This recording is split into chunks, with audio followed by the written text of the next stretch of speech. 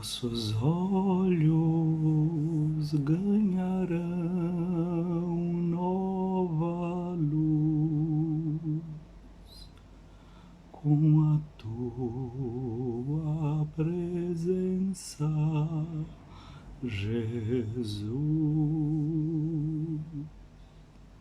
Nossos olhos ganharão nova luz com a tua presença, Jesus. Nossos olhos ganharão nova luz com a tua presença, Jesus. Nossos olhos ganharão nova luz com a tua presença, Jesus. O tempo do Advento é um tempo em que, quando a gente pensa nesse lado de cá do mundo, no hemisfério norte, é um tempo de mais escuridão. É um tempo que nós estamos no outono, caminhamos para o inverno, justamente porque quando nós chegamos no Natal, justamente começa o processo da transformação, da luz que começa a crescer. Não é esse o significado do nascimento de Jesus? Ele é a luz que vem a esse mundo. Então os nossos olhos ganham nova luz com a presença de Jesus realmente em nosso meio. Então o tempo externo nos leva a viver também, valorizar, encontrar o sentido do tempo litúrgico que nós estamos celebrando. E as leituras da missa nesse período, é sempre a primeira leitura faz um eco à leitura do Evangelho, coisa que não acontece sempre nos dias comuns do tempo chamado comum, nos dias de semana do tempo comum, os dias feriais. A primeira leitura era sempre uma leitura contínua de algum livro. No período da Quaresma e no período do Advento é diferente, essas leituras vão se combinar. O período do tempo do Natal também. Já o tempo da Páscoa é uma leitura contínua do livro dos Atos dos Apóstolos. Essa primeira leitura que hoje nós temos na liturgia de hoje é de Isaías, no capítulo 29, versículos de 17 a 24. Deus promete, fala para o seu povo, que vai haver um reflorescimento no Líbano, ele vai ser transformado. Então, pergunta o Senhor, dentro de pouco tempo não se transformará o Líbano em jardim, e não poderá o jardim tornar-se floresta? Naquele dia os surdos ouvirão as palavras do livro, e os olhos dos cegos enxergarão, verão no meio das trevas e das sombras. Os humildes aumentarão a sua alegria no Senhor, e os mais pobres dos homens se rejubilarão no Santo de Israel. Nossos olhos ganharão nova luz com a tua presença, Jesus. Essa leitura de Isaías é colocada aqui para lembrar para nós que a chegada de Jesus é o cumprimento dessa profecia. Nós estamos nos tempos messiânicos, no tempo do Cristo, no tempo do Messias, aquele que Deus ungiu com o seu Espírito e mandou para Israel. Entre os muitos milagres que Jesus realizou, está esse milagre de dar vistas aos cegos. Mas você sabe que, mesmo a gente enxergando as coisas, mesmo tendo boa visão, se a gente entrar num lugar hermeticamente fechado e com luzes apagadas, nós não vamos enxergar nada, porque vai estar faltando a luz no ambiente. Então não basta que nós tenhamos os olhos sadios, é preciso que de fato haja luz. Quer ver uma outra coisa? Você agora está me vendo aí na telinha do seu celular.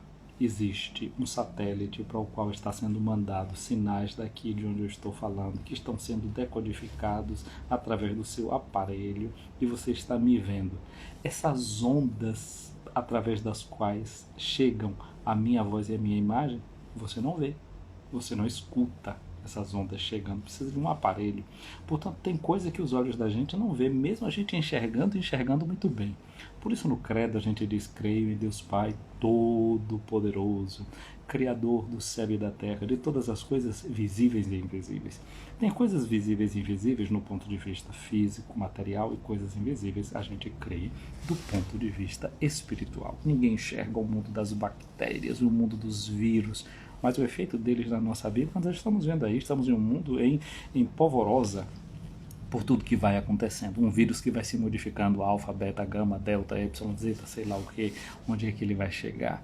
Ninguém vê nada disso. Se não são os potentes microscópios, ninguém dá conta desse mundo invisível. Apesar da nossa boa visão, essas realidades materiais que depois podem ser manipuladas no laboratório, nós não vemos, nós não damos conta, precisamos da ajuda da ciência.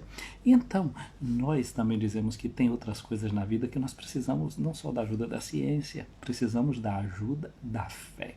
A carta de São Paulo aos Hebreus, no capítulo 11, versículo 1, diz que a fé é certeza de coisas que a gente não vê. Portanto, a cegueira é uma imagem também da falta de fé. A cegueira é uma imagem da incredulidade e os primeiros cristãos começaram a chamar o batismo de iluminação.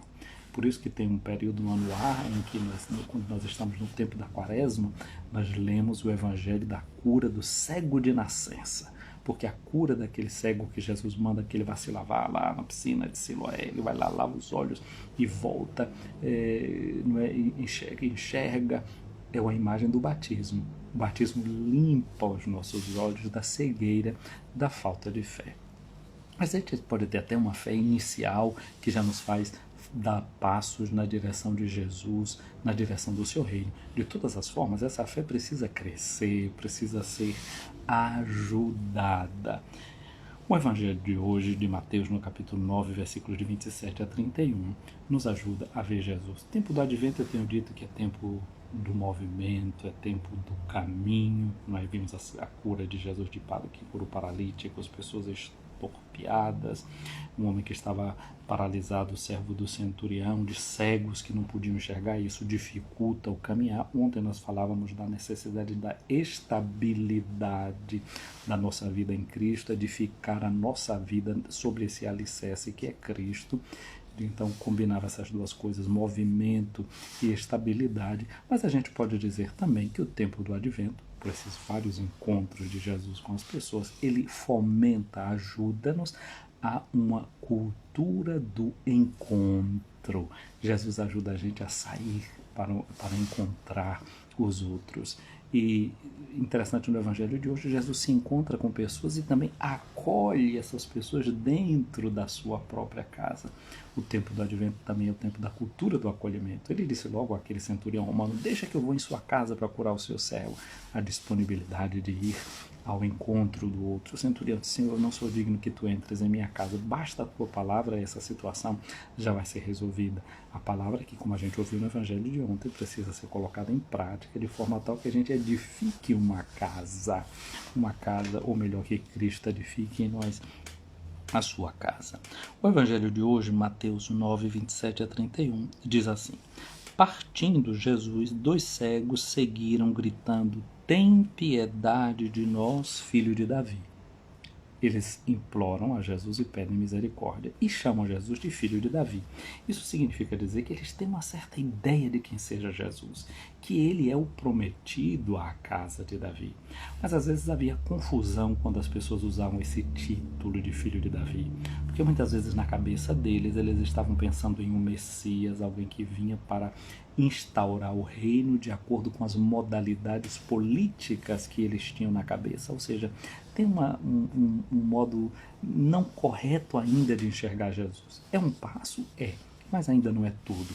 Isso vai precisar ainda ser purificado, porque Jesus não é o filho de Davi. Ele mesmo vai dizer, olha aos mestres da lei, vocês ficam dizendo que o Messias é o filho de Davi, mas o próprio Davi chama o Messias de seu Senhor. Portanto, essa leitura inicial da fé que esses cegos fazem, ela vai precisar ser purificada, ela vai precisar crescer. Quando a gente dá um primeiro passo na fé, acolhe Jesus na vida da gente, é encontrado por Jesus, a gente precisa deixar que Jesus nos tome pela mão e vá nos fazendo crescer, vá purificando as nossas ideias, clareando a nossa visão. Mas olha só o que é que Jesus faz.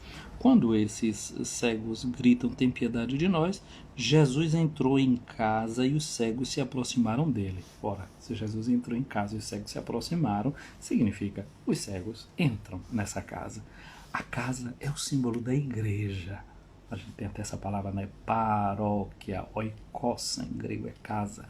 A paróquia é a casa da comunidade, é a casa dos cristãos. Nesta casa entra quem é cego. Jesus permite que a gente entre na igreja ainda com a cegueira da gente, ainda com a dificuldade, ainda não enxergando bem, porque é Ele quem vai curar a cegueira da gente. E quando Jesus é em casa, então Jesus pergunta para eles, vós acreditais que eu possa fazer isso? Jesus dialoga. Portanto, o tempo do advento é tempo de diálogo. Diálogo com Jesus, mas diálogo também com as irmãs e com os irmãos, especialmente os mais necessitados. Aqueles irmãos que estão numa certa cegueira, que estão ainda na incredulidade, que ainda não enxergam tudo, que estão caminhando. Essa capacidade, essa sensibilidade de se colocar com os outros, ouvindo, escutando, interrogando, perguntando, sabendo o que é que eles pensam das coisas. Jesus pergunta, vós acreditais que eu posso fazer isso? A pergunta de Jesus é sobre a crença. A pergunta de Jesus é sobre a fé que eles carregam no coração. Nos diálogos nossos, nós não nos interessamos ainda de falar sobre a fé. As coisas da fé ainda movem o coração da gente. Às vezes a gente fala de tudo e de mais alguma coisa. O menos que a gente fala sobre a nossa fé. Dar tempo para falar da fé. Você está cuidando da sua fé? Você está se interrogando sobre a sua fé? Aquelas coisas nas quais você acredita, que você recebeu na catequese inicial. Como é que está isso? Ainda está ali aquela fé rudimentar? São Paulo diz, quando a gente é criança, basta a gente se alimentar com o leite da mãe. Mas quando a gente vai crescendo, o que é que acontece? A gente já precisa... Minha mãe chamava, tem que tomar um engrossante, não é? Uma coisa mais sólida. Depois começa a fazer umas papinhas, não é? Depois faz aquela papa de feijão, já com o caldo do feijão e a gema do ovo. Vai crescendo e o estômago da criança vai se adaptando a comidas mais sólidas. Imagina se eu ainda estivesse agora tomando o leite materno, eu estaria assim, né? Finíssimo. Já teria morrido de inanição. Quando a gente vai crescendo, na idade, a gente precisa também crescer na graça. A gente precisa também crescer no conhecimento. Às vezes o que acontece é que a gente cresce como seres humanos, mas ficamos com o espírito atrofiado. Assim como a razão, a inteligência, você manda o filho para a escola para desenvolver a inteligência é inicial, mas ela precisa ser desenvolvida, estimulada pela escola. Assim também a fé precisa ser desenvolvida, estimulada pela catequese, pelos encontros, pelo estudo da teologia, pelas leituras. Qual foi o último livro sobre fé que você leu? O último livro sobre a Bíblia, sobre um assunto de teologia? A gente anda lendo sobre isso? A gente anda investindo na fé da gente? Essa pergunta de Jesus hoje faz a gente pensar em todas essas coisas. Que tempo eu dou para cultivar a minha vida da fé? A gente deve desenvolver não somente a razão, mas desenvolver a razão e a fé. São duas asas. Já pensou se o passarinho desenvolve só uma asa e a outra não cresce junta? Ele não pode voar. Assim, o ser humano, ele precisa da razão, da inteligência, mas precisa também da fé. As duas devem caminhar par e passo, devem caminhar juntas e crescerem juntas, para que permita o nosso desenvolvimento e voos sempre mais altos. Por detrás dessa pergunta de Jesus, a gente pode pensar em todas essas coisas. E eles responderam para Jesus, sim, Senhor. Então Jesus tocou nos olhos deles, dizendo, faça-se conforme a vossa fé. Lembra que ontem, quando Jesus dizia que o homem fiel e prudente ele edifica a sua casa, que edifica a sua casa sobre a rocha, é porque ele não apenas diz Senhor, Senhor, mas ele cumpre a vontade do seu Pai que está no céu? Na oração do Pai Nosso a gente diz, seja feita a vossa vontade. Aqui agora nós estamos vendo duas pessoas que vão com a fé até Jesus, e Jesus diz, seja feita conforme a vossa fé. Portanto, a vontade de Deus precisa se encontrar com a nossa fé.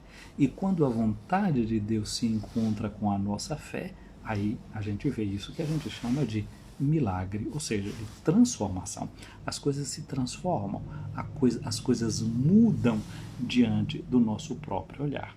Aí diz que os olhos dos cegos se abriram, mas Jesus os advertiu severamente.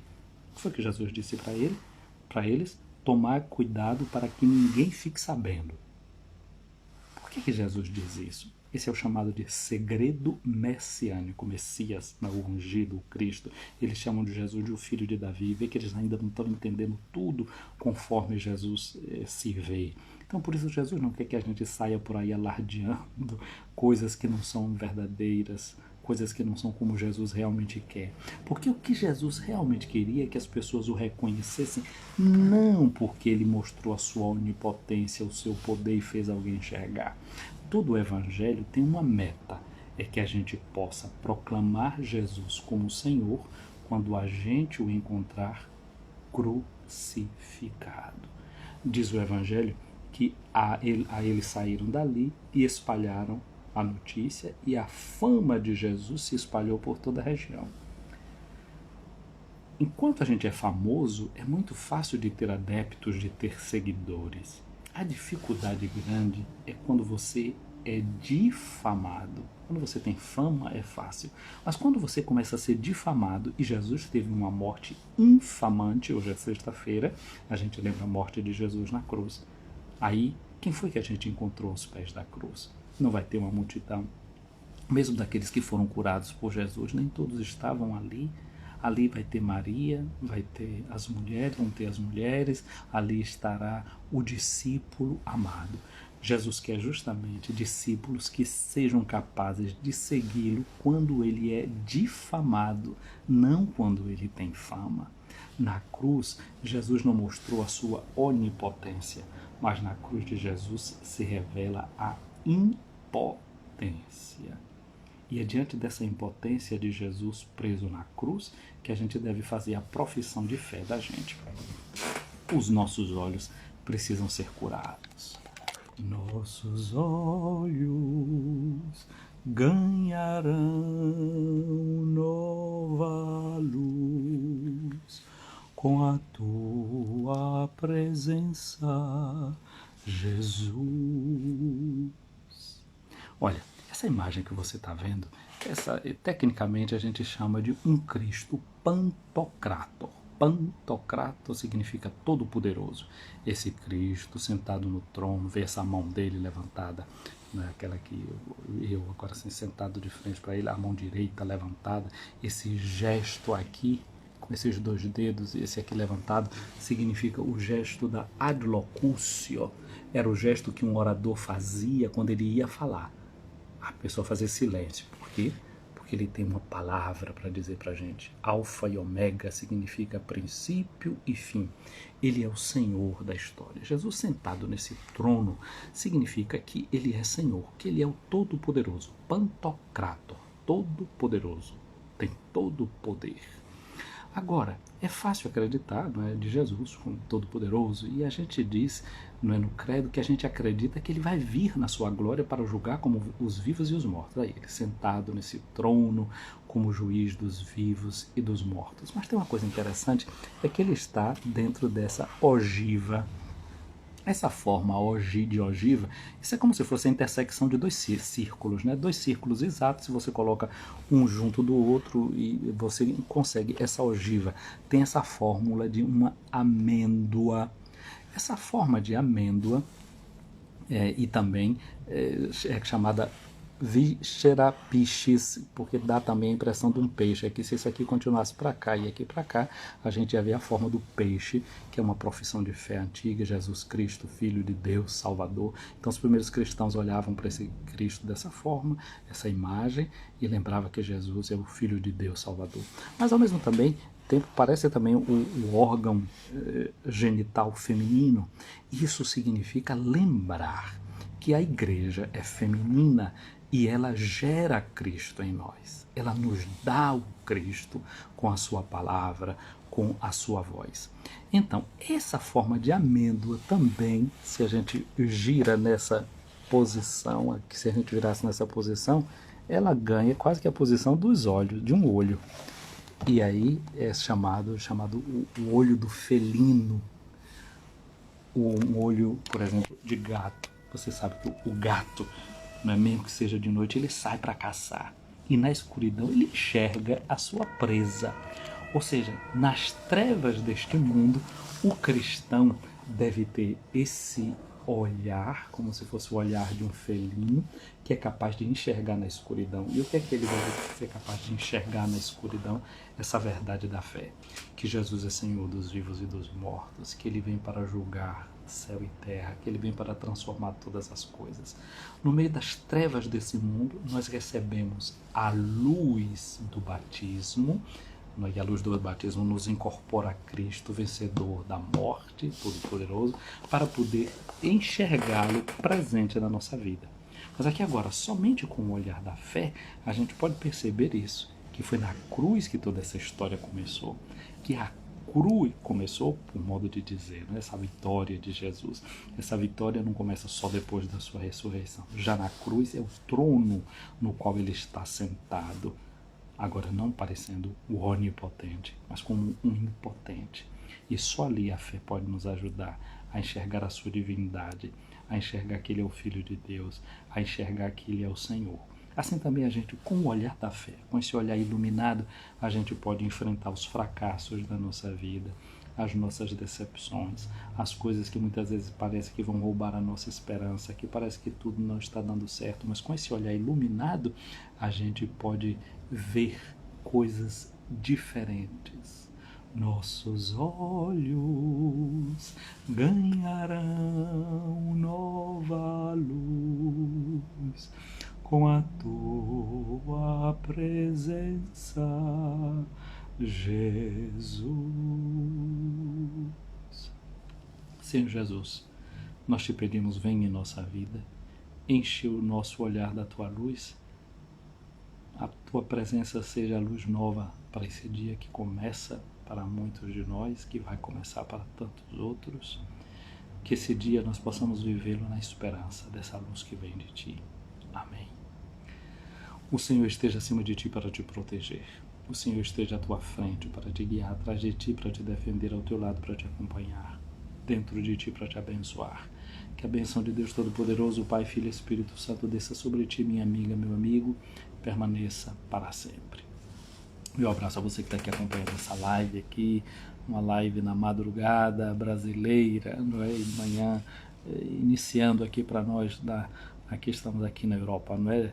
Leninha Novaes, que está aqui comigo, a Odaleia, aqui da Suíça, acompanhando essa live. Um abraço para Maria Belarmina, aí em Amargosa, Cláudio Queiroz, em Salvador, um abraço para Flávia Santana, Amelinha Reis, aí em Santo Antônio de Jesus, Bialapa, aí Salvador, bom dia. E o Ricardo Renemirk, então, penso que seja assim que se pronuncia o nome. Um abraço, eu não sei onde é o Ricardo. Um abraço e um dia abençoado. Um abraço também para André Lírio, aí em Santo Antônio de Jesus. Graça, paz, alegria para todos nós. Um dia abençoado, um dia cheio da graça de Deus. Eu vou salvar aqui a live, você curte, você manda para quem você acha que é necessário que mande. Olha, vai atrás daqueles vídeos que você já viu e não curtiu, ou que você sabe que merece a sua curtida, que estão lá da semana passada, outros que estão lá atrás. Prepara um quarto de hora, sai curtindo todos os vídeos aqui, sai curtindo aqueles que estão lá no canal do YouTube, saia curtindo aqueles que estão no Facebook. Se você já viu num canto, sai curtindo nas outras mídias que você tem. Isso ajuda a divulgar. E com isso acontece aquilo que eu dizia para você, né? Tem vídeo antigo, se você não viu, talvez valha a pena você assistir. É um momento de formação para a sua fé. Fiquem com Deus.